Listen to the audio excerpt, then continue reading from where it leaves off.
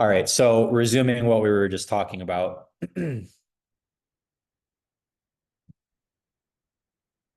Share my screen. So confused. So many steps. So many steps, right? So many boxes, so many steps. Okay. So as I was saying, you have 5 days to cancel the purchase agreement after you receive it. Okay. So in my experience, the soonest that I've gotten a resale package from a seller was about 5, 6 days in escrow.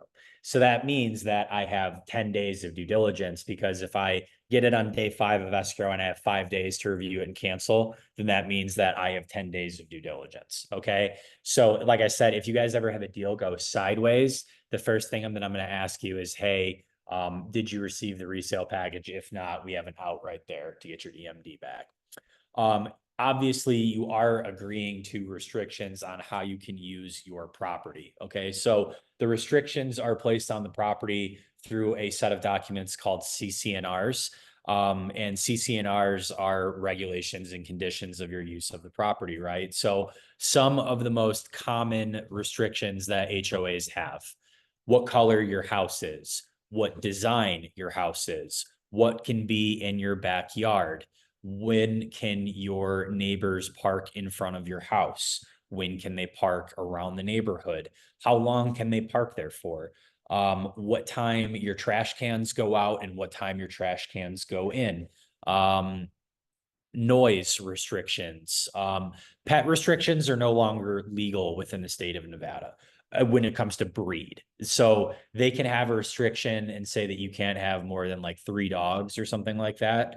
But they cannot restrict the breed of dogs that you have. So no discriminating against pit bulls or anything like that. That was passed in 2021. So obviously HOAs can be a good thing and a bad thing, right? Because on the one hand, if you have pretty fair rules in an HOA, it keeps the community looking nice. It maintains the property value, and it makes sure that, you know, your neighbors don't make their place a dump, because if they do, they're going to get fined and they might lose their house, right? So HOAs in that respect can be a good thing. When can HOAs be a bad thing? When they're overreaching. Okay. So it is important when you do get the resale package as the buyer's agent that you go through that document and you make sure that you communicate all of the major rules that are being applied to the homeowner after they purchase it. You may have to pay owner's assessments for, you will have to pay owner's assessments for as long as you own the property. And let me tell you, those HOA fees never go down, they only go up, right? So you're agreeing to pay fees on something that you own for the duration of your ownership for that property. Obviously, if you fail to pay your homeowner's assessments, you could lose your home. You would not lose it to the HOA. The mortgage lender would step in because they hold the first position lien holder. But HOAs do have the right to assess liens, and they could end up taking your house if you don't pay them. So let me kind of map that out for you all. Let's say you decide to not take your trash cans in within 12 hours of being put out on the street. And then, you know, you make it a habit and they rack up a couple $100 of, you know, fees, and then you don't pay it. They're not going to be able to foreclose on you for like $800 in fees for a trash can. Okay. But here's where they will, is when you don't pay your HOA fees for months at a time. Okay. And or like years. Okay. And when I believe it's actually incorporated into your mortgage payment. So like the lender is like, we're paying it for you and tacking it onto your mortgage. Okay. I'm not 100% sure if that's the case. We'll learn tomorrow when I have Laser Mortgage here just to confirm. But essentially, yeah, like they're not even giving you the opportunity to not pay that. So the fines, though, that's another thing. You can accrue fines outside of the mortgage payment. You may become a member of a homeowners association that has the power to affect how you use and enjoy your property. I think that's pretty evident, and it's very repetitive, right? You're required to provide prospective purchasers of your property with information about living in your common interest community. So obviously you need to, as the seller, provide the resale package, which is a set of documents to the buyers so that they understand what they're getting into in terms of restrictions and use of their property. 7, you have certain rights regarding ownership in the common interest community that are guaranteed to you by the state. So A, I want to read through these because they're important. A, you have the legal right to be notified of all meetings of the association and its executive board, except of cases of emergency. To attend and speak at all meetings of the association and its executive board, except in some cases where the executive board is authorized to meet in closed executive session. C, you have the right to request a special meeting of the association upon petition of at least 10% of the homeowners. D, to expect, examine, and photocopy and audit financial and other records of the association. E, to be notified of all changes in the community's rules and regulations and other actions by the association or board that may affect you. Okay, so these are all pretty self-explanatory. Obviously, they need to notify you if there's a meeting. You have the right to attend and speak at the meetings. You have the right to request a special meeting if there's something pertinent that needs to be dealt with, but you need 10% of people on a petition that live there. Not live there, but actually are homeowners, sorry. And then you have the right to audit their records for the financials because you're paying into this. Any questions? You will direct them to the Nevada Real Estate Division Office of the Ombudsman. So the way that it works is this. If so, the Nevada Real Estate Division, the number one complainant are property managers, right? I didn't get my security deposit back. They're, a racist, this, that, and that's the number one. Okay. Number two is HOAs. All right. And so with that being said, the Office of the Ombudsman wades through the complaints, right? Because, and so they have, and I've actually gone through this in one of the classes I've taken. What they'll do is they have a set of forms. It's a questionnaire, right? And if certain boxes are marked yes, or certain boxes are marked no, that will proceed, they will elevate or they will de-escalate the claim. Okay. So if they elevate it, it's then going to go to the Nevada Real Estate Division compliance, right? The compliance division investigations, and then they'll go from there. Okay. And then the Nevada Real Estate Commission is the one that is deciding what happens to the people that run the HOAs or community managers, right? So I want you all to understand there is a community manager, which is the person that manages the HOA. That person is a licensed real estate agent. Okay. They have to be. And then, or I'm sorry, I'm mistaken. That's a different permit. Okay. So that is a permit, but they're still a real estate agent. Okay. Property manager, I manage Melissa's property and she pays me 10% of her profit or her income every month, right? That's the typical fee for a property manager. So if the rent's $1,000 a month, I'm getting $100 a month for that to manage that unit. Any questions on this form or anything that I brought up so far? Who pays for the resale package? Seller, but it's negotiated. Is it in the sales Yeah. agreement? Yes, Or it is is. that an addendum? Yeah, I'd love to show you actually, because we got a second, so I can show you that right now. It is a negotiable item. It is not mandatory that the seller pay it, but I haven't seen a buyer pay for a resale package since 2020 or 2021 when the market was insane. So I mean, yeah, as of right now, sellers are still paying for all HOA related sales expenses. Purchase.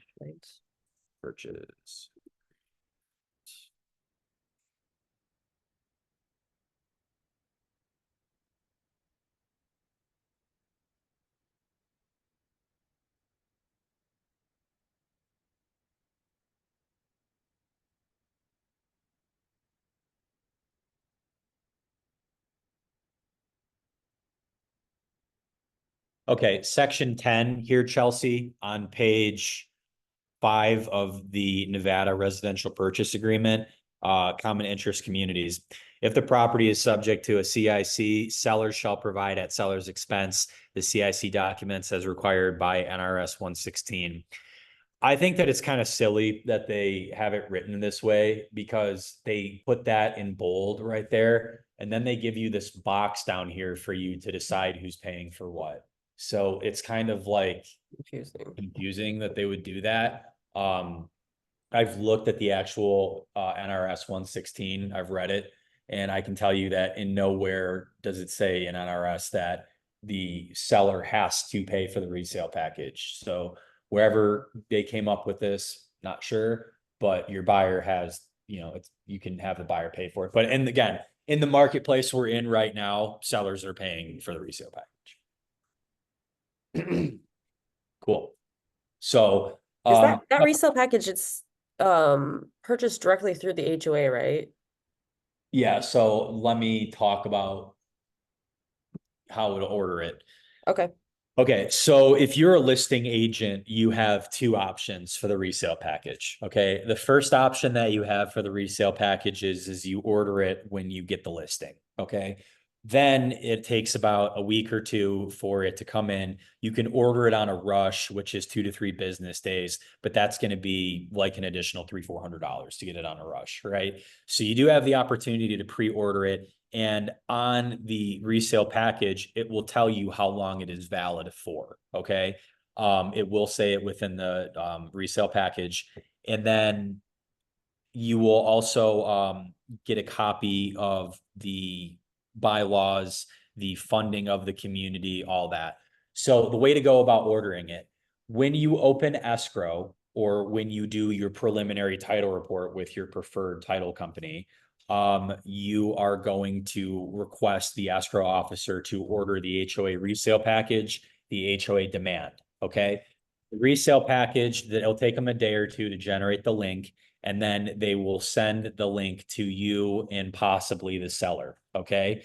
The seller will have to go into that link, or you as the real estate agent will have to go in there. You will have to pay for it. It is one of the only upfront costs that a seller has prior to selling their home is the HOA resale package and demand. And you will order them either standard or on a rush. After that, the HOA resale package will be emailed to yourself and the seller. You then forward that link or the documents over to the buyer's agent along with the CIC receipt, which we're going to talk about here in a minute. Does anybody have any questions about that process? Okay. So again, you have two options. If you think the house is priced right and it's going to sell, go ahead and pre-order the HOA resale package. If you think that the property may sit for a little bit and you're not sure, go ahead and just wait on it. And do advise your sellers that they typically are valid for anywhere between 30 to 90 days. It really just depends on the resale package. Do you ever see the listing agent paying for this? Yeah, sometimes. Yeah. If they don't know what they're doing. No, I would not. To be honest with you, I did it in the past. I know I would never do it again. Yeah. Sometimes I know agents will tell their clients like, hey, I'll pay this, but you got to reimburse me on the back end. You know what I mean? Yeah, like through escrow. So like I'll give you guys a real story. So like when I have like elderly clients or something like that, there's obviously a lot of details to hit them with, right? And I can tell them all the time, hey, you're going to make a lot of money when you sell this house, but there's an upfront cost. There's only one or two, which is the HOA documents. They sometimes don't understand that. They're like, why can't it be done through escrow? Da, da, da, da. And then they make a fuss about it. And I'm like, oh, I don't want to put my credit card information in. Like, all right, look, I'll just take care of it myself. I'll pay for it and just reimburse me the cost of it at escrow. And then I'll write an addendum up and I will go from there. Could you let him in? Somebody. Okay, question. Yeah. So when you're transferring it over, you don't transfer it to a name, right? You could just order it.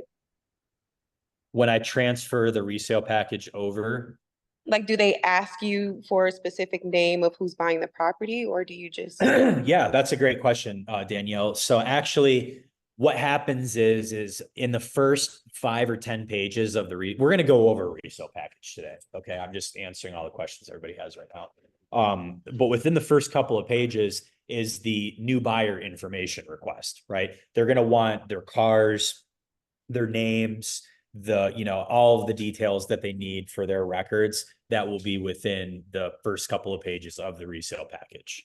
And then they're supposed to submit that to the HOA. Okay. Okay, Cool. okay, but they can pre-order it and then just wait until they Yeah. get a So buyer. if I Okay, pre-order got it. it, I have it, I have an accepted offer. And then after I have the accepted offer, I send over the resale package the next day. And then they have the questionnaire that they can submit to the HOA for the transfer, a couple of days before closing or right at closing. It's up to them. Okay, thank you. Yeah, for sure. No problem at all. Want to talk about what a demand is. Okay. So the other thing that you're going to hear is the HOA demand. Please note that when you do the ordering as the listing agent for the resale package and the demand, they may come as separate links. Okay. I have a seasoned investor I'm working with. Obviously, I'm a seasoned real estate broker. I got a real estate transaction right now. It's day 30. I don't have the resale package. Do you want to know why? Because the less than perfect escrow company, we'll put it that way, Nevada state title, decided to send them in separate links a day apart from each other. So my seller thought they were the same and he only paid for the demand. Now, and then I called the escrow company. I'm like, hey, I haven't received the resale package. Can you tell me is it been paid? Well, we can't tell you anything. Sorry. Call my seller. Hey, have you paid? Yeah, I paid it. Everything they sent me, I paid. Go back and find out that the next day they sent him another email for the resale. So I don't have a resale package on day 30.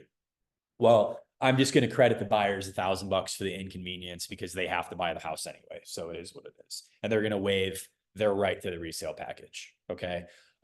So learn from my experience and be aware that they might send it as the demand is one email and the resale package is a second. Okay. And what is an HOA demand? So the demand is a formal ledger of all of the debits and credits that have been incurred by the homeowner since they started their membership or their ownership of the property with the HOA.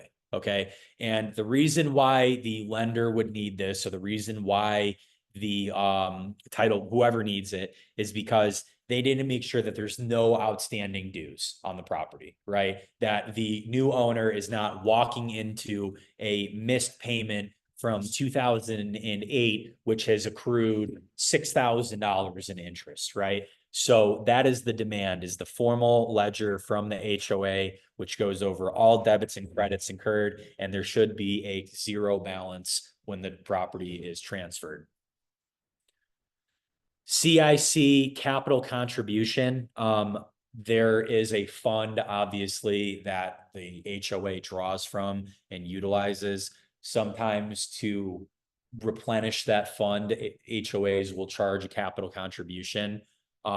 It depends on the HOA. So this is something that every HOA is different. Okay. I just want to let you guys know that right now. So I can't tell you that everything's the same, but the two major costs that you need to be aware of is the demand and the resale package. Transfer fee, setup fee, that's pretty evident. Some HOAs may require you to do this. And then a final inspection fee. What is a final inspection? I just had the first one actually happen in my career in January. So what happens is if you have a really picky buyer's agent, they're going to call up the HOA and they're going to request to send somebody out to do an inspection of the exterior of the property to make sure that the house has no current violations of the HOA, right? And so, George works for the HOA. He goes, does drive by. All right, color's the same, door's the same. They're not playing mechanic in the garage. Good to go. And then they charge $250 for you to drive by. So that's that. Questions on any of these fees? Cool. Awesome. So want to go ahead and then go over the HOA receipt.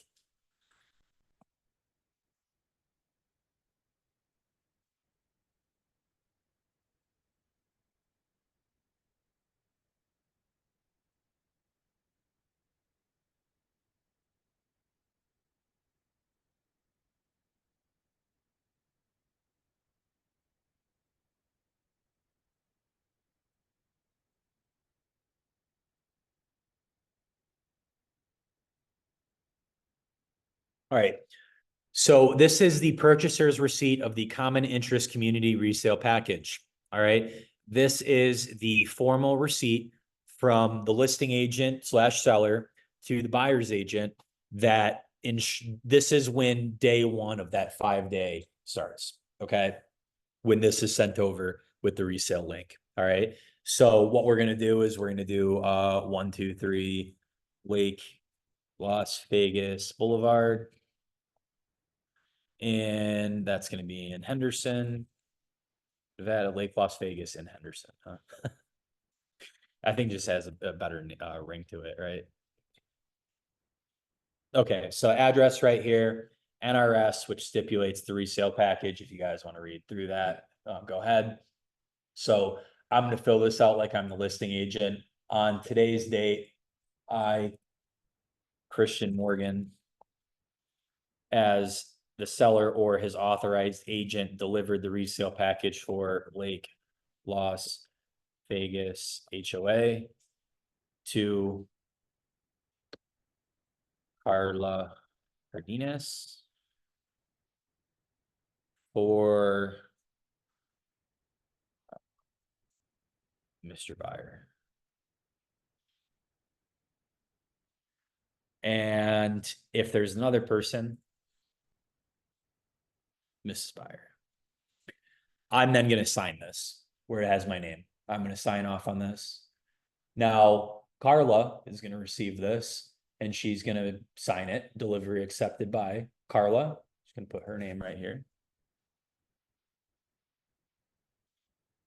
And then on today's date, I/we, the undersigned buyer, received the following resale package in either a hard copy or electronic format.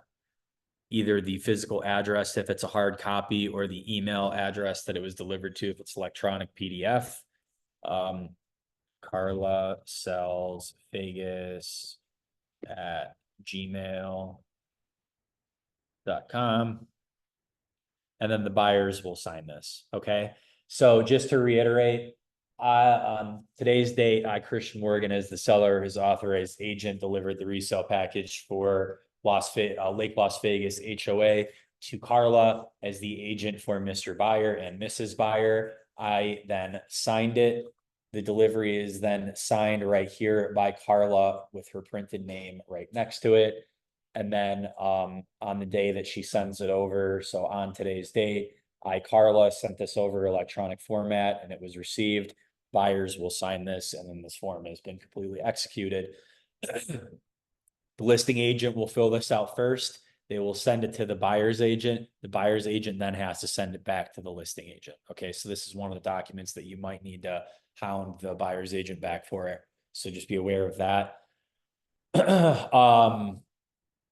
If there are multiple HOAs, like we were talking about Chelsea at the beginning of class today, you need multiple resale packages and multiple demands and multiple inspections. Okay. So if you do have an listing that is subject to the master plan and an HOA and another HOA, like Desert Shores, crazy because I did one earlier this year. It was 3 HOAs. It was the Desert Shores HOA. It was the condominium HOA and then the sub HOA. And the resale package and demand and all of that was $1,500 for a 1-bedroom, 1-bathroom condo in Desert Shores. So, and again, that was 3 different resale packages. And this person had the most detail-oriented transaction coordinator of all time. It would not let it go. I'm like, dude, who cares, right? Nope. So tell you the truth. So, yeah, this can get really annoying after a while, especially in those situations, but very easy to fill out, very straightforward when you have to take care of this. Now I want to dive into what the resale packages actually look like. So they're going to come in through email.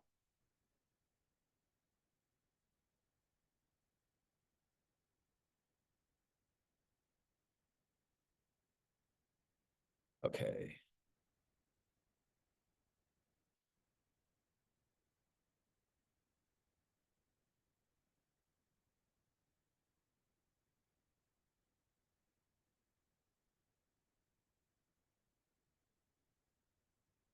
Okay, so you will get an email from the title company, okay? And it will look like this. Christine and FNT, Margaret McCarthy, HOA resale package link, the escrow number, and then the informal address, or the address of the property. And then it'll come in like this. Now, I want you new real estate agents to understand something.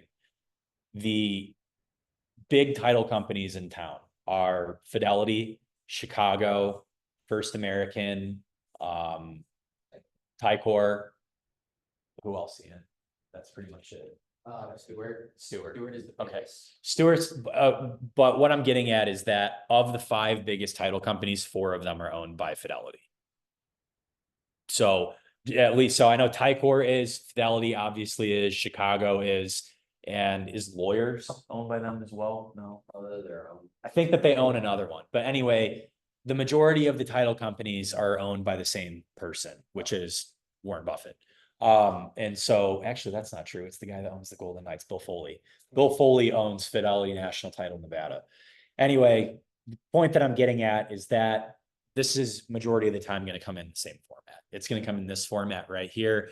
Obviously, 20% of the time you might have an outlier and it comes in a different format, but for the most part, you'll get an email that looks exactly like this. And then you'll go in and you'll click the resale package.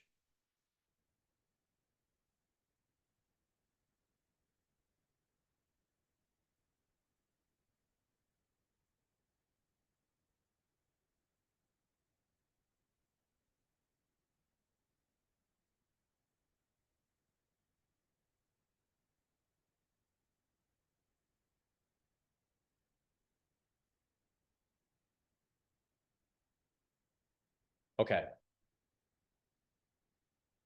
So first service residential, I would say covers 75% of HOAs within Las Vegas and in Southern Nevada. They're serviced by first service residential.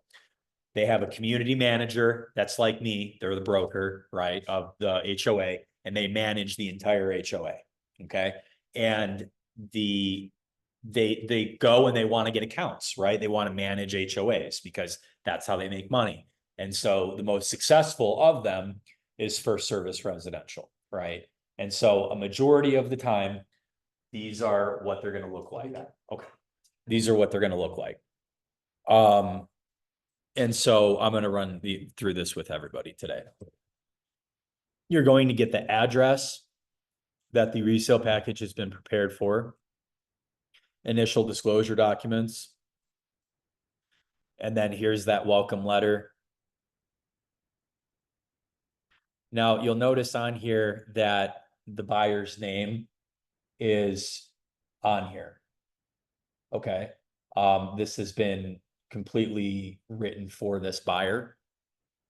However, when I get a new escrow, I'm going to be sending this resale package over to them. And I'll show you guys here in a minute why. To the new buyer, even with this guy's name on it. Requested information. All right, so this is how much it was due. Borgata Homeowners Association seller account balance. The account will enter into collections within the next 30 days and additional collection fees will apply. Advanced assessment 486 and then homeowner setup fee 384 382.45 from buyer payable to first service residential. Assessment information. So this is how much the HOA charges. 243 due monthly on the first day of the payment period. $10 will be attached to any assessments received 10 days after the due date. Payment includes trash. So you do get trash within this. Now on this one, it does not say that the water is included as well, which is interesting because this is a condo. So I would verify with the listing agent on these, right?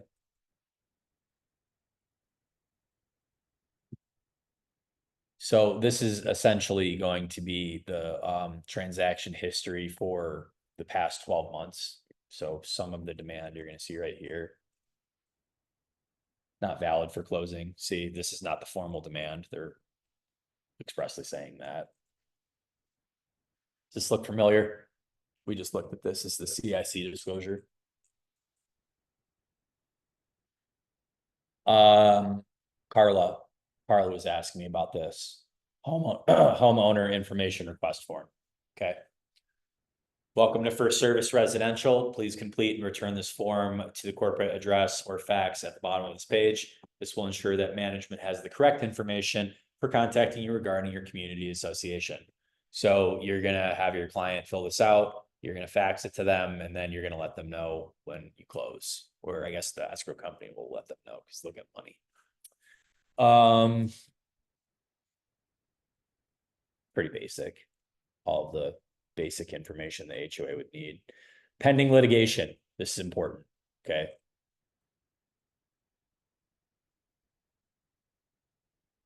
This is the law firm that represents First Service Residential. Pursuant to Nevada revised statutes 116, this is a statement of any unsatisfied judgments or pending legal actions against Borgata Homeowners Association. A search of Nevada state and federal courts reveal no pending litigation as of the state. Additionally, this office is unaware of any unsatisfied judgments or pending legal actions as of the state. Formal letter from the attorney saying that I'm not aware of any lawsuits against my client, and they would be the registered agent. So any lawsuits that would be served against the homeowners association would go directly to their attorney because the attorney is the registered agent. All right. W-9 tax document. Budget. How much is allocated for each of the expenses? Can I flip this? View.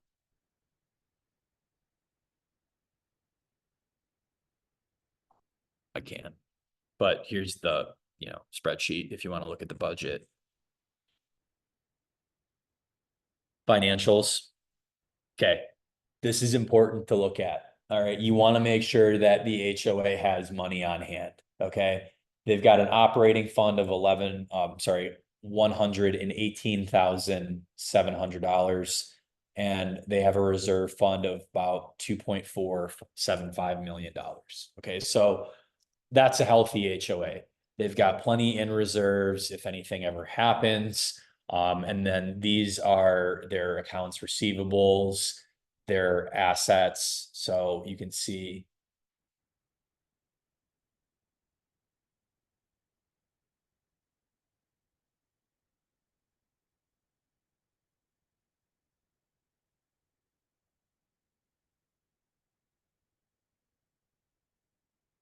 So that's their financials explained. I don't expect you guys, unless you know how to read a P&L, to understand all of this or how to read a financials. All I expect you to do is to understand that the assets that they have on hand are greater than the liabilities and expenses.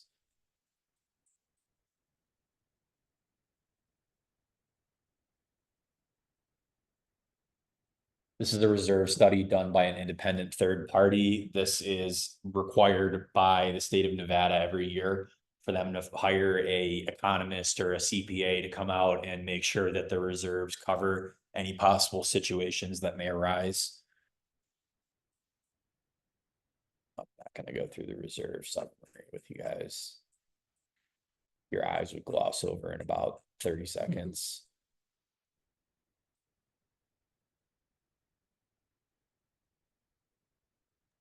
I don't know what you're talking about. This is so interesting. Yeah, right? Oh, concrete repair, replace. Yeah. HVAC split systems.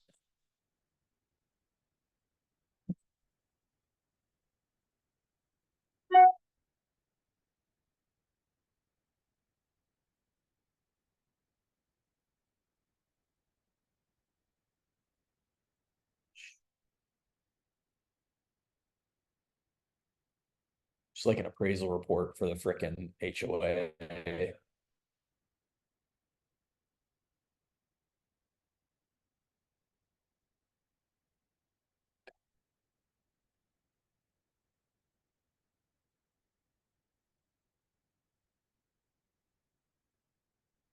After that, we get to see, they should put this last, right? Because there's important stuff for us to still look. We haven't gotten in the rules yet.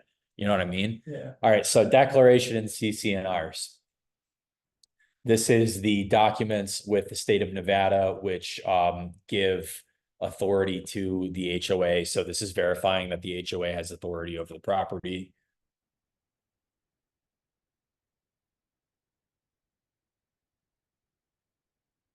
I want to talk about the difference between CCNRs and bylaws, okay?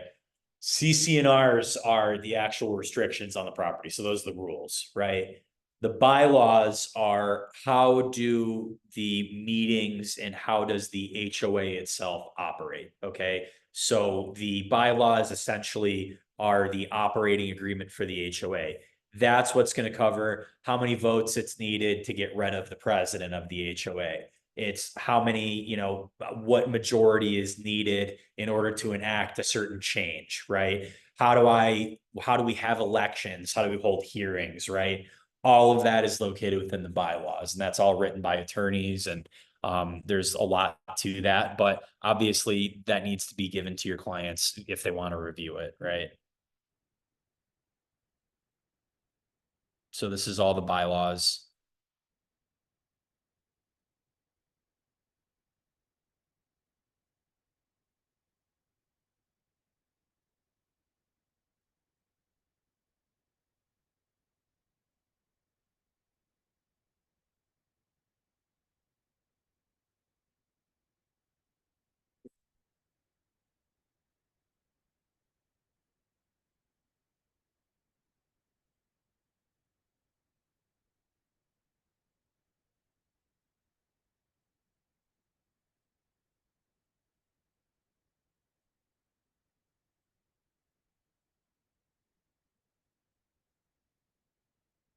Collection policy.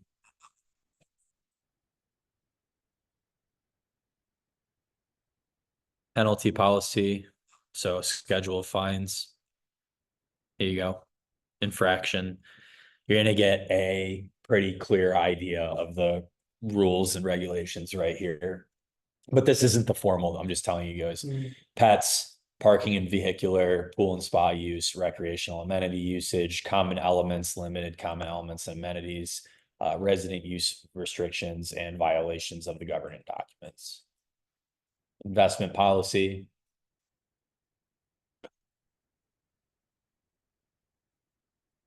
Okay, so this is the policy that they have with the reserve fund. Obviously, they want to invest the reserve funds in something because if it's not being utilized, it should be invested. So this is saying what they're doing with that. Rules and regulations right here. So this is what you're looking for. Okay. Preamble, reporting violations, how to be a tattletale on your neighbors, how to be a Karen. Being a Karen right here, unless it's an actual violation that like really like brings the value, you know, because that's not being a Karen. Like, I don't like when people play mechanic in the garage. I think that's a really bad look. Like if you're fixing your car for a day, that's fine. But when like you're having people come over and you got the hood up, and that's just a bad look, especially when you live in a new build community, right? Okay, so reporting violations, common elements, limited common elements and amenities.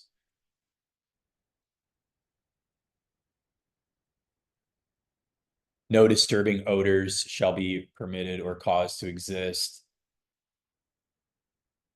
No professional photography, video, or movie making shall be permitted in any of the common elements.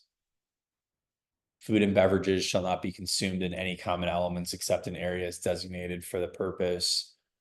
Shirts and shoes shall be required in lobby area.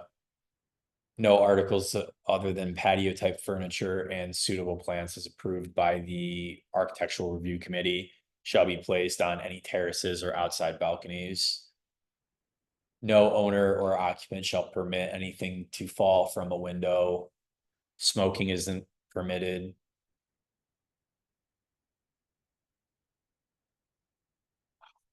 All individuals moving in or out of the project must notify the manager or other person designated by the board not less than 1 week in advance, must coordinate with the manager or such other person for a convenient day and time for which the move may occur, Moving shall only occur between the hours of 8 AM and 6 PM daily.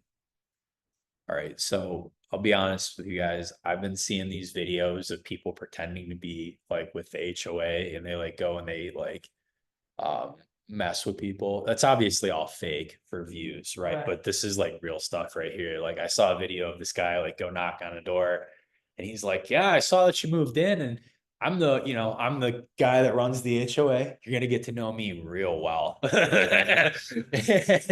The guy's like, "What's the problem?" He's like, "Well, you got off on a bad foot because the moving truck was 18 feet and we only allow a footage of 16 feet. So you're already accruing penalties.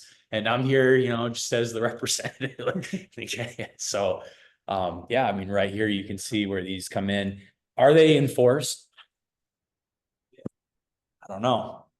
Don't know. But that's why we get the receipt signed and we tell them, hey, you should review this because I'm not telling you every single thing in here, which you may get your, feelings hurt about. 6 PM. Who finishes moving by 6? I just moved a couple weeks ago. I was going until 1 in the morning. Exactly. I'm like, you're Yeah. always like to the very bitter end. Yeah. If I had some guy knock on my door and say he was with the HOA and I'm gonna get to know him real well, I'm like, it would not be good for that guy. yeah.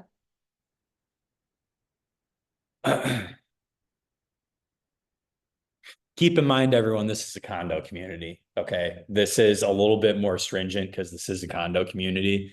What I've seen with homeowners is, give or take, could be a little bit more strict, could be a little less. But they do put all these rules in place because they do have a clubhouse in this. You can picture what this looks like just by the resale package. Mhm. No alcohol.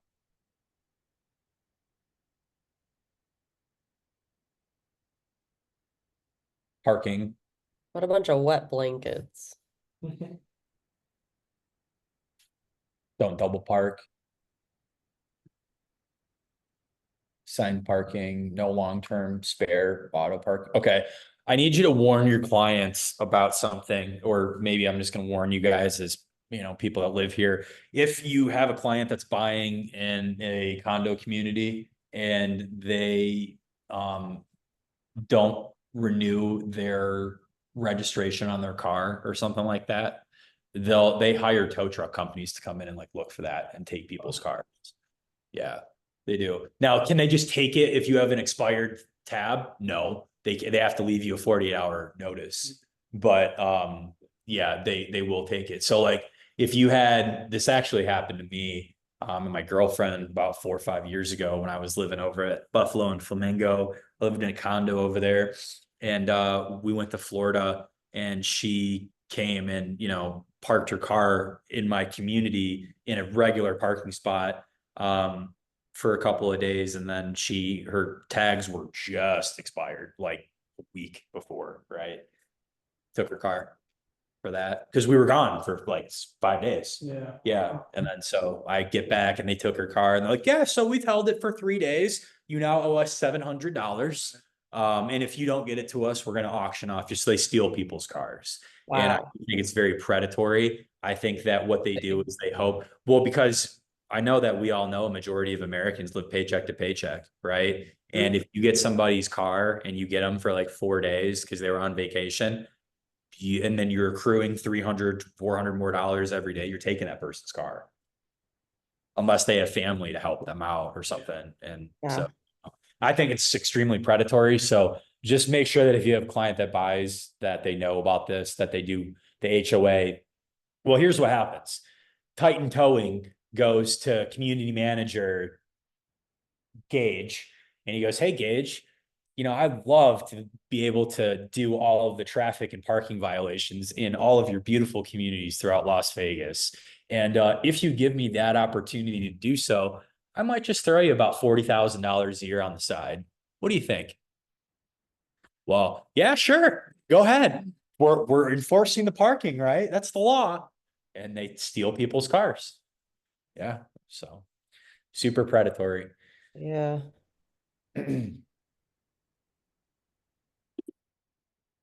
pets. Can't have chickens in the condominium community. All right.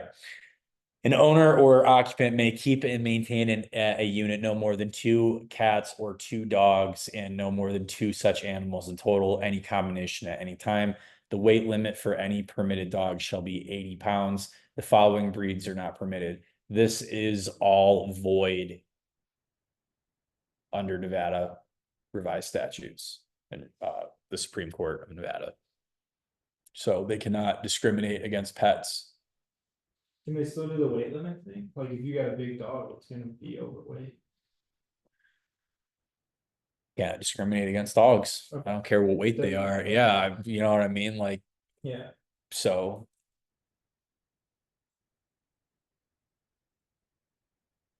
Leases are different. Not the lease is different because that's private. But with this, no, the HOA can't do it. Unless it's a service animal. If you have a pet, who has a pit bull, guard, lead dog, nobody. So, but there's I need to tell everybody about this right now. There's a difference between, oh, I paid $14 and got the certificate in the mail to fly with my dog for free versus my seeing eye dog. Like that's a huge difference. Okay. One comes from a medical doctor and you have a certified ADA letter from the ADA saying the dogs, you have a picture and everything. It's legit. My aunt actually has one. And then there's you give us $15 and get a certificate, you know, so know the difference. Property managers will not take the latter.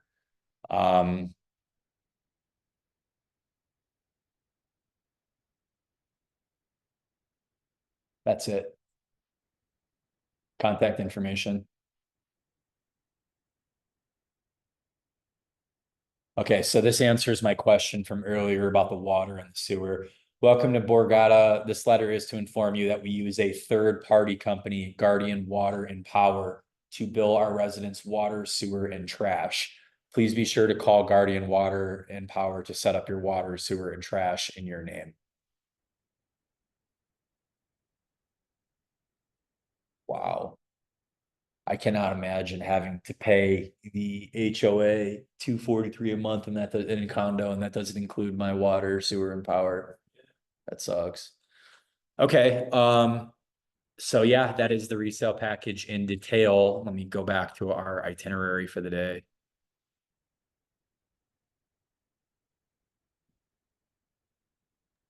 It's wild here because I was used to Vegas growing up there. When I moved here, HOAs, you'll be hard pressed to find an HOA that's below 350. In Oregon? Yeah, a month. Wow. Most are around 400 to 500. What do you get for that, Chelsea? They usually do water, sewer, trash, That's and a then good value though. and That then is grounds and building insurance. I just started paying water last year on my 1,700 square foot house. It's $200 a month. I was gonna ask how water has been there because I haven't paid there in a few years, but Yeah. water here is very expensive. When I left Vegas, it was affordable. And we came here and it's like $150 a month and it was sticker shock. So I have a tankless water heater. I've got I've got a peach tree in my backyard. So I've got light landscaping. Very Yeah. light, okay. Light landscaping, 3 days a week watering right now because it's the law. The landscaper set it for me. It goes off every morning at 4 a.m. for 10 minutes. And then you know, it's me and my girlfriend. That water bill this month is 190. That's wild. So Yeah. it's gone up. Did they Yeah. have like a special assessment or something, or they just Just because they can. Everything's gone up. Southwest Gas went up 50. I'm sure you probably know about that. You pay it too. Yeah. Yeah. I'm like, I was like, hey, you know, get gas bill. It's not too bad. 40, 50 Yeah. a month, right? They shot it up to 200 one month. I called them. I'm like, what did I do? I was like, I'm like, hey, there had to be a leak. There's got to be, right? Yeah. Nope. No, this is your real bill. Yeah, it's that inflation, you know. That's We're trying to wild. be green. Have you considered going green? I'm like, Yeah. What more do you want me to do? Oh my gosh, Ridiculous. that's, So my power bill, just to cap this before we take a quick break. So as a typical homeowner, I'm totally open about sharing my costs with you guys. yeah, So we just went over water. Again, I live in a 3-bedroom, 2-bathroom house, 1,700 square feet in Mountain's Edge. And so I told you my my water bill was about 185 this month. My NV energy bill is going to be just about $200 this month. My Southwest gas is about $60 this month. My Republic Services is $50, and pest control runs me about 75. oh, Yep. But I need it though. You should have seen the yeah. things that I was seeing in my house before I got it. Like I saw this thing the other day. It was a solifuge. Anybody know one of those? No, Oh my God.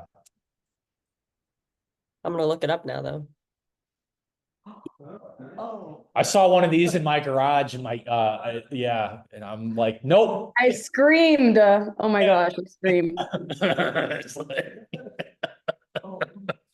I was like, nope, not happening. The Orkin man was there later that afternoon. Oh, hell no.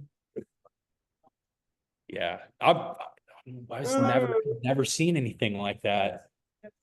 Yeah, no, it's out here.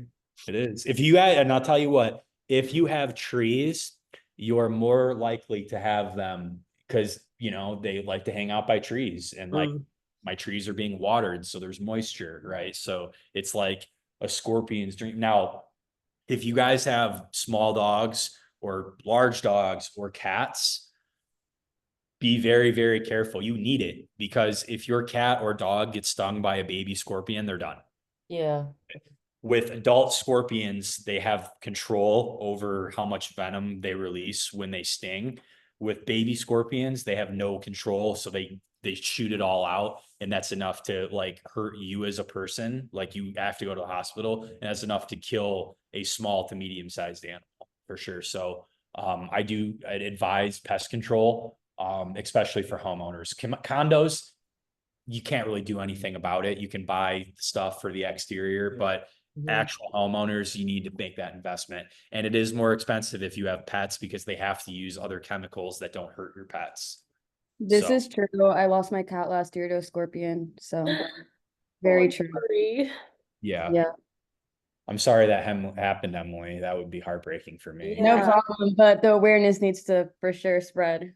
Yeah. So always advise your clients to get pest control after they move in, especially if they have pets, and tell them that story.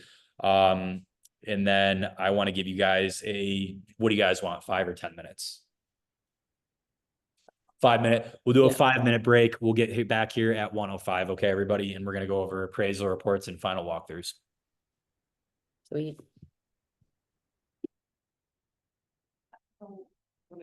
Like I even re-downloaded it, I still keep. Oh, it. no, I don't know what to do.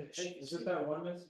Yeah, like I deleted it, I redid it, he reset me a link. I tried, I don't know.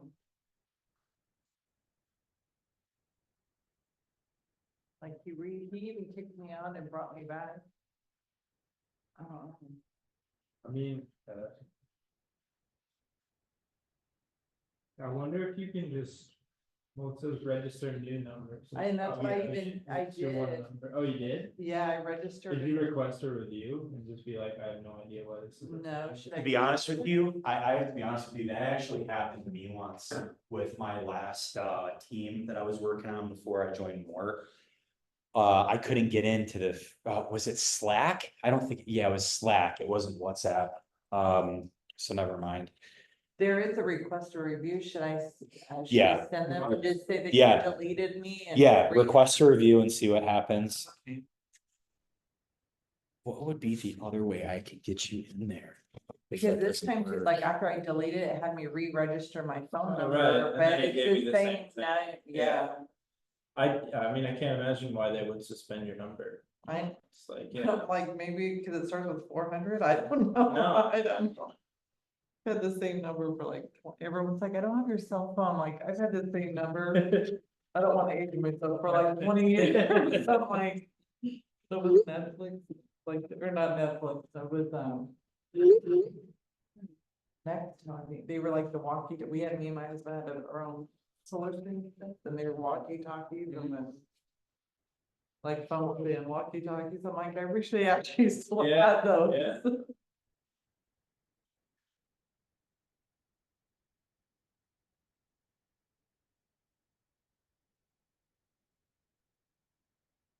My grandma's house.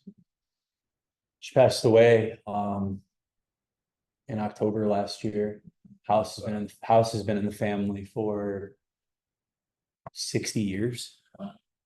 Yeah, so my dad and my uncle just, they just finished the rehab on it. Where are the pictures at? I spent a lot of time here growing up. Where's the pictures? What's this?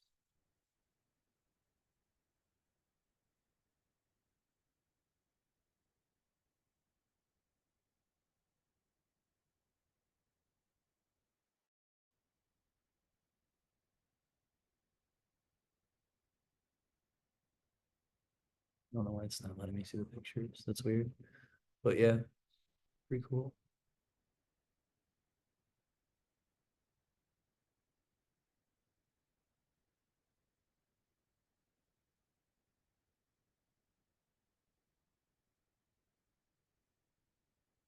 Look at all of these houses that you can buy for like 200-300K in Michigan. It's nuts. They're not bad houses either. Like, they're really not. They're older in the 50s and 60s. $70,000.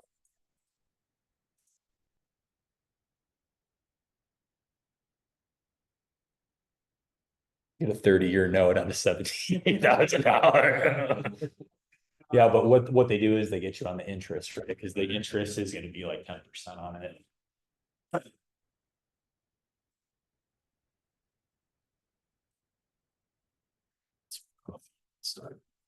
You wanna follow me out? Yeah. just really Okay. quick. Here, I sent a request over just to, Are you coming tomorrow too? yeah. Okay, I'll make sure that that doesn't work by tomorrow. Okay. Yeah. I read all of them. Normally I read the copy.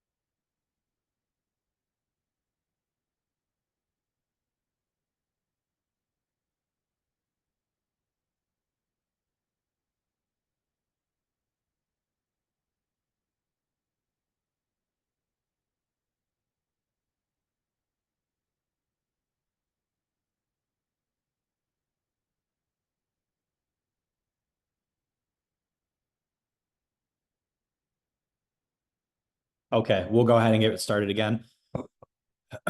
When she comes to the door, would you grab her for me? Thank you. Appreciate it.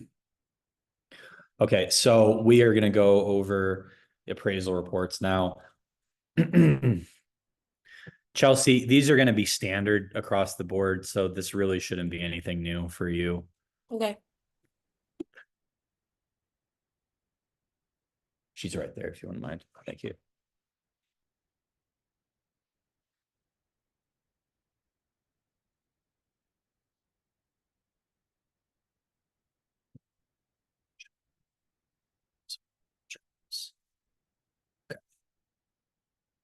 Actually, so I want to, we're going to look at two different ones. Okay. The two most recent appraisal reports that I've received.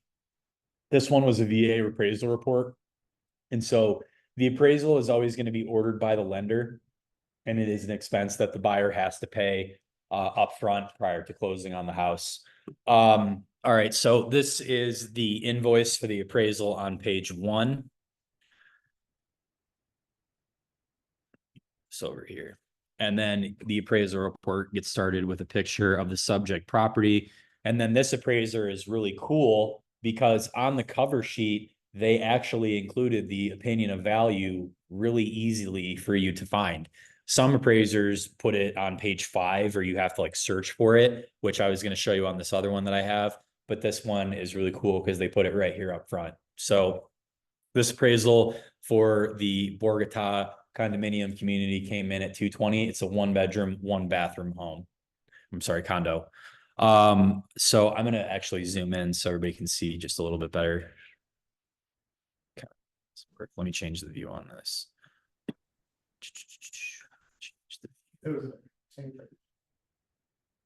Thank you. Actually, I want continuous scroll. Okay, so right here, we have the individual condominium unit appraisal report. Okay, so there is a couple different appraisal reports. You have the condominium, you have the mobile home, you have the single family, and then you have the vacant land. Okay, so those are going to be the 4 different types of appraisal reports that you see generated. This one is obviously for a condominium. In the first page, they are identifying the key features of the subject property. They're identifying who conducted this appraisal report and their certifications, as well as who ordered the appraisal, the contract price of the property, and then any type of contributions that are being made from the seller to the buyer. Neighborhood characteristics, condominium unit housing trends, utilities of the community, general description of the property, how many stories, effective age, guest parking description. It's managed by an HOA. So they just go through and they answer all of these questions.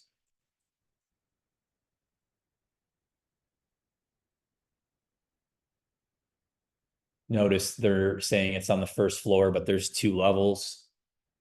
Amenities, 1 fireplace, 1 covered deck patio, appliances, refrigerator. So they're marking off the appliances.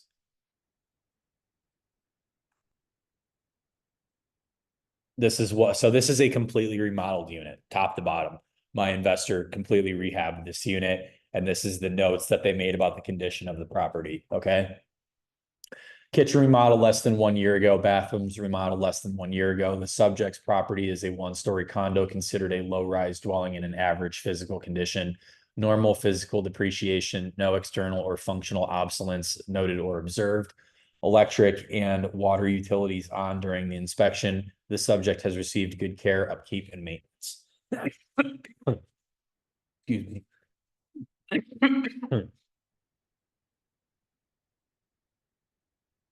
Estimated remaining economic life is 60 years.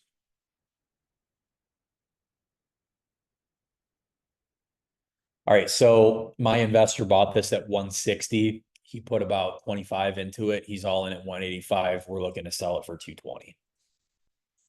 Pretty good deal, right? Pretty simple, because if you're an investor, these are great deals to come across, especially if you're a new investor. Doing condos are the best, and for a couple of reasons. Number one is you're going to know for sure what your sale price is. You've got 100 different comps, and it's very easy for you to determine what your sale price is going to be, as well as how long it's going to take for you to sell it. And then what's really cool about it is you're not responsible for the roof. You're not responsible for the plumbing. The only major thing that you're responsible for is the electrical and the HVAC, which really cut down on your expenses, especially if the HVAC's in good condition. You can get away with just an interior remodel, which is about $15 to $20 a square foot, depending on materials and contractors.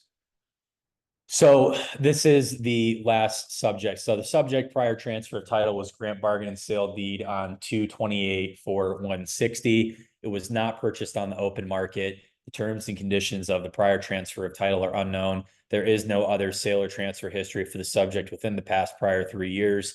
No sale transfer history recorded for the remaining comparables within the prior year. Okay, now they're going to get into the comparables that are utilized. There are 37 comparable properties currently offered for sale in the subject neighborhood with prices ranging from 149 up to 350. There are 117 comparable sales in the subject neighborhood within the past 12 months, ranging in sale price from 130 to 282, 175. When you do your comparable market analysis, let me ask you guys this. Did Ian tell you today to go back a year on sales? I know you weren't here. Go back a year on sales. Okay. Do not go back 6 months. You're doing yourself a disservice. Go back a year. Okay. It says it right here. And I did 12 months. Okay. Yeah. Always do 12 months on sales. Subject is to the far left. 3 best comparables that the appraiser is pulling. This appraiser is cool. All right. Let me tell you why this appraiser is cool. Because this guy's pulling from the neighborhood right next in, what is it called? Indian Trail. There's a really big neighborhood across the street off of Decatur and Flamingo, Tropicana. You know what I'm talking about? It's guard gated. He's pulling comps from a guard gated neighborhood, which is justifying my sale price. So this guy was really cool. He did what he could to get this done. And you'll see that of the 37 that, I'm sorry, not the 37, of the 117, these are the 3 he deemed to be the best: 200, 236, and 230. How do they relate to our subject property? You'll notice right here, it says adjustments minus or add or minus.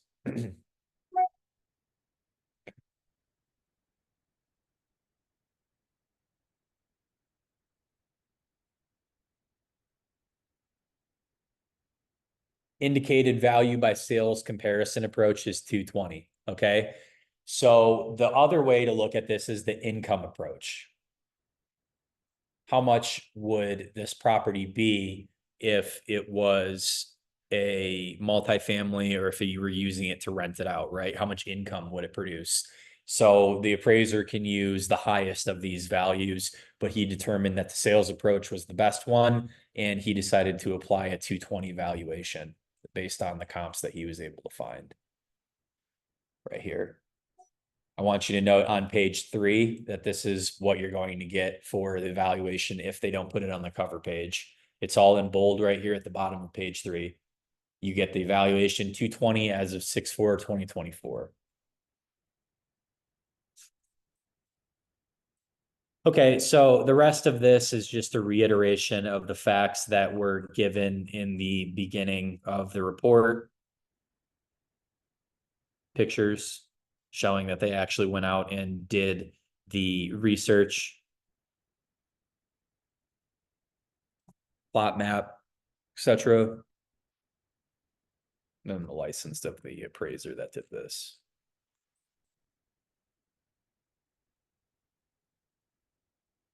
Okay. So how would we go about challenging an appraisal, right? So let's say that this appraisal came back at 205,000 and I needed to challenge this as the listing agent. What would I do? So the first thing I would do is I would call the buyer's agent, right? I would say, hey, listen, I got the appraisal report that you sent over. I had an opportunity to review it. The seller and I disagree with the findings that were established by the appraiser. We intend to conduct an appraisal challenge. Now, the buyer has to agree to the appraisal challenge. They either have 2 options. They can either decline the appraisal challenge, and if your seller doesn't want to come down, then you guys have a canceled deal. If they agree to the appraisal challenge, then typically what's going to happen is this. You're going to go into the MLS and you are going to create a report justifying why you think the appraiser was wrong. Okay. So you're going to go in to the MLS. You're going to run your own comparables like you did with Ian earlier today. You're going to find 3 best comparables and you're going to write a statement as to why you believe the appraiser is incorrect. Once you make that argument and you compile your research, you're going to send that over to the buyer's agent or the lender, who will forward it over to the AMC, which is an abbreviation for the appraisal management company. Okay. So prior to 2008 and 2009, during the financial crisis, lenders could choose their own appraisal company. Imagine how that worked out. Oh yeah, what do you need it to cost? 600? No problem. Got it. Gotcha. Right. And so it was a rubber stamp, right? And so now the lender has to go through a appraisal management company, which randomly selects an appraiser to come out and do the evaluations for Freddie Mac or Fannie Mae, right?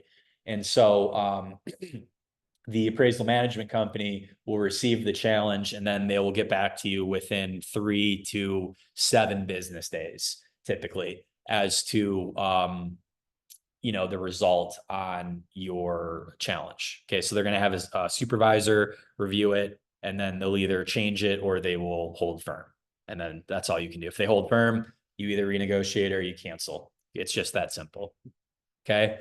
If you're going to run Ian did this with you guys earlier, so I'm not going to spend a ton of time doing this. I just want to show you guys, if you were to do it, you would go into residential, you would select the statuses here: active, coming soon, under contract, sold. It's not going to be within 180. It's going to be within 365. So that's everything that's sold within a year from today. You're going to go 10% smaller and 10% larger than the current listing that you have. You're going to try to match the bedrooms and bathrooms, the property type, and then you need to identify 1-story to 1-story, 2-story to 2-story, etc. With condos, it doesn't matter if it's a first floor or a second floor unit. They don't take that into consideration.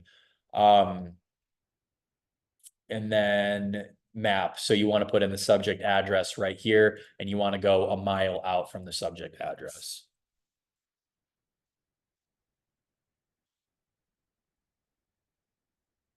So I've got a 1-bedroom, 1-bath condo within 1 mile of my unit. Results. And here are all of the results. And you can see all of the sales.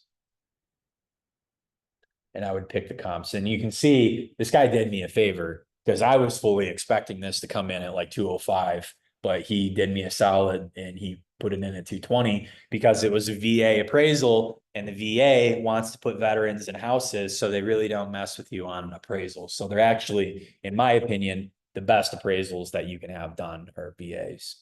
So I would take 3 of these and I would be like, hey, these 3 I feel are the ones that he should have used. Here's the reason why he should have used them.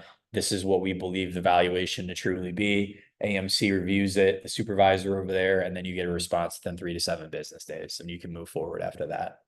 So that's the appraisal challenge. All right, so last thing that I want to talk about today is the final walkthrough and inspection. Okay, so when it comes to the timeline of the transaction, the first thing that we have obviously is the accepted offer. Once we have an accepted offer, the next thing that will happen is the earnest money deposit will be deposited. Once you get the earnest money deposit in, the escrow company will send out an email to all parties with the receipt stipulating that EMD is now in.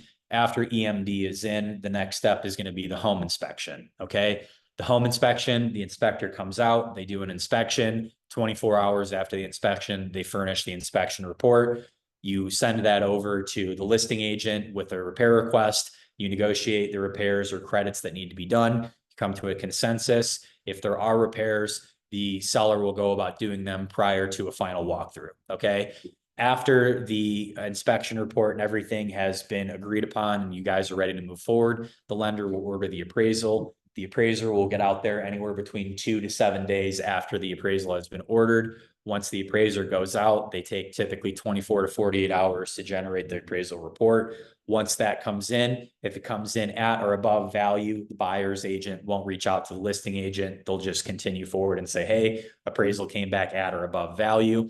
If it came back low, I explained how that would work. You would go about the challenge process if everybody was in agreement. If not, you would cancel. If you are able to move past appraisal with no issues, the last hurdle, the last two are going to be the HOA resale package. You're going to furnish that to your clients, have them review it. If they're good on that, you move forward, and then you come to the final walkthrough and inspection.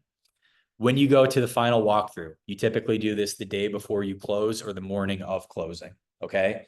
Your clients are to receive the property in the condition that was agreed to in the seller's real property disclosure form and the request for repairs, okay? So if we come to do our final walkthrough and we find on the last day that the water heater is blown up or there's a homeless person living in the property, obviously that isn't the condition that we agreed to. And so it is on the seller to correct whatever that is with the buyer. Okay. Now, does the buyer still have to close if there's an issue with the house, like what I just stipulated? Anybody?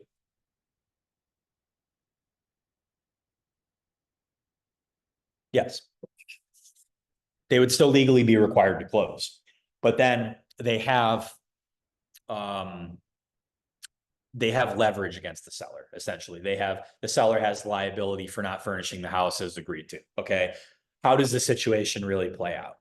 The situation really plays out like this. My buyers aren't going to close. My buyers aren't going to cancel escrow. You can't sell this house while there's an open escrow, and you cannot cancel this escrow without both parties agreeing to it.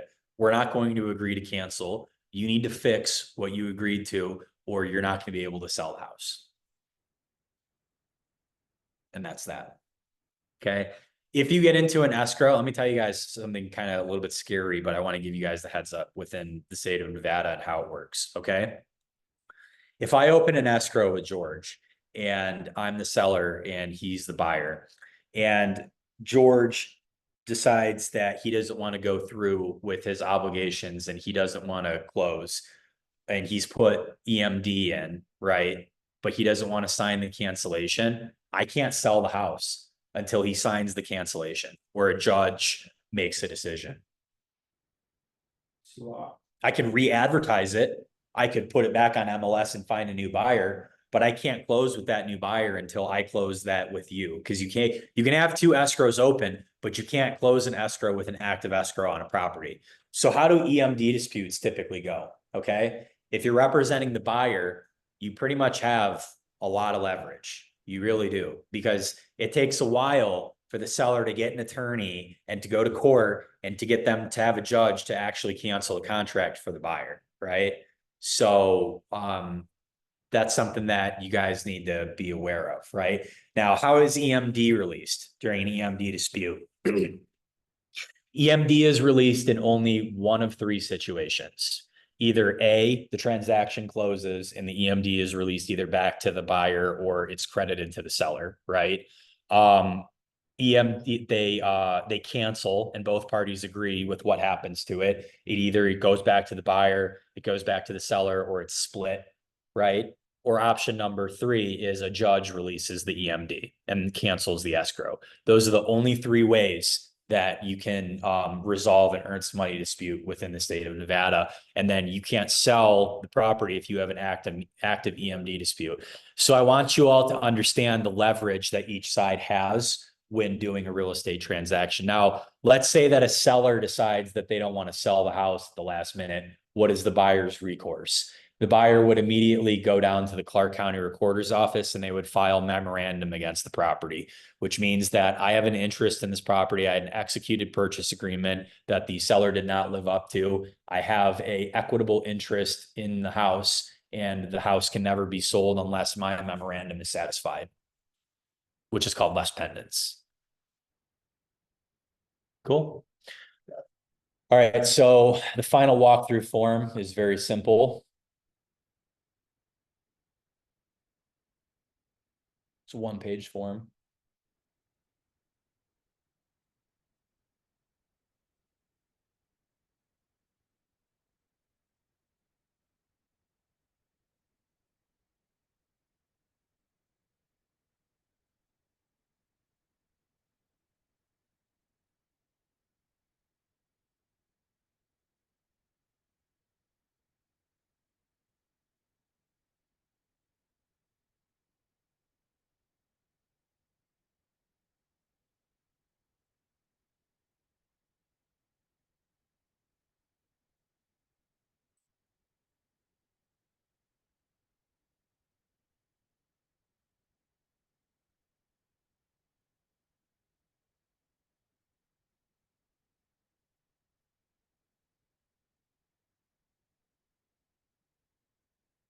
Okay. Everything is good. We have no objections to the condition of the property. We're ready to close. NA. There are no supplemental escrow instructions. Buyer is hereby waiving their final walkthrough and inspection. Okay, so we're good to go. We're ready to close. Okay. Let's say that there is a water heater issue or there's an issue with something on the property. You would do an addendum that stipulates that the seller is to hold back $5,000 in escrow of their pros. So you'll close, but the sellers don't get $5,000 of their profit. It's held back. And then again, just like EMD disputes, one of three things has to happen. Either, actually in that situation, only two. You can either agree what happens with it, buyer, seller split it, or you go get a judge to determine what's going to happen with it, right? So you're still closing, but a portion of the seller's equity is left behind as leverage for the buyer, right? Gotcha. That would be supplemental escrow instructions through addenda. Cool. Does everybody have a clear understand? I know we went over a lot. We went over HOAs, we went over appraisals, appraisal challenges. We went through final walkthrough, EMD disputes. Is there any questions or anything you'd like me to reiterate before I end the class today? I have one. Go ahead, Chelsea. This document right here that's on the screen, does that need to be provided to title or No. is it just for this listing agent? For the buyer's agent and for the listing agent. So I do need a copy of this from the buyer's agent on every transaction where you guys represent the seller, because this serves as the seller's constructive notice that they are good with the final condition of the property. So as the buyer's agent, you're going to want this for your own liability to show that you did a final walkthrough and you advise them to do it. As the listing agent, you want this to protect your seller as well as yourself, that they did a final walkthrough and they're accepting the property and the condition when it's transferred. Okay. So yeah, every document that I showed today is a mandatory document. If there's no HOA, obviously they're not mandatory, but if there is an HOA, these are mandatory documents. This one will be provided on every transaction, whether you're the listing agent or the buyer agent. Cool. Any other questions? Awesome. Enjoy the rest of your day today, everyone. Tomorrow, we are having the mortgage lender update with Laser Mortgage at 10 a.m. And then just a brief reminder that we are not meeting next week for the holiday. Okay. So, cool. I'll see you all tomorrow at 10 a.m. Thanks for attending. Bye, thanks. Thank you. Bye-bye. Thank you. Thank you.